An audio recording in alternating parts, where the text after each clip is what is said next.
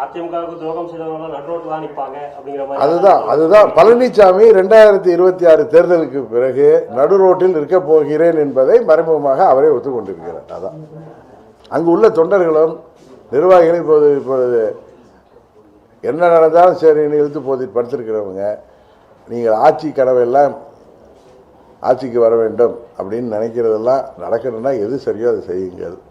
இல்லை என்றால் 26 தேர்தலுக்கு பிறகு பழனிசாமி சொன்னது போல் அவர் நடுரோட்டில் இருக்க போவது உறுதி.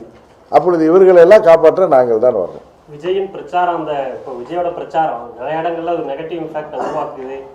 கூட்டத்தில் அவங்க கட்சிக்காரவங்க சரியில்லை, தொண்டர்கள் வர்றவங்க இடைவெளியாக இருக்காங்க அப்படிங்கிற மாதிரியான இருக்கு. அது எதுவும் மாற்றம் பண்ணணுமா? அவருக்கு ஏதாவது நீங்க அட்வைஸ்? இன்னொரு கட்சி தலைவருக்கு நாங்கள் அட்வைஸ் பண்ணேன். இதான் உங்கள் மாதிரி கன்சல்டன்சியாக நடத்திட்டு இருக்கேன். என்ன சார் நீங்கள் இப்போ இதெல்லாம் பேசிட்டு இருக்கீங்க? அது ஒவ்வொரு கட்சியுடைய உள்ள நிர்வாகிகளும் அந்த தலைவரும் அதை பற்றியெல்லாம் அவங்க தான் அதை சரி செஞ்சுக்கிறோம். எங்கள் கட்சியில் என்ன சரி பண்ணணும் நீங்கள் அட்வைஸ் சொல்லுங்கள், நாங்கள் கேட்டுக்கிறேன். பழனிசாமியோட போகணுங்கிறீங்களா நீங்கள் அட்வைஸு? அதுக்கு நாங்கள் தூக்குமாடி கூட தொங்கிடுவோம் நாங்கள்.